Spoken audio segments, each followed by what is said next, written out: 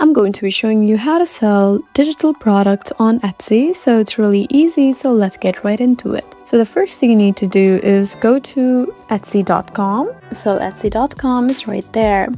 So once you're here, make sure you create an account and you need to find the option of sell on Etsy, and then you can open shop. The same setup as a normal shop. So to create your digital product, you just need to know what popular digital products you're going to be selling, like printable planners, study notes, resumes, CV templates, something like this. So to sell them or to create them, you need to use tools like Canva, Photoshop, Illustrator, or a PowerPoint. And then you can just upload as a digital listing. When creating listing, you just need to find the option of add a listing, upload preview images, fill title and description. And the most important setting is to select digital item, not physical.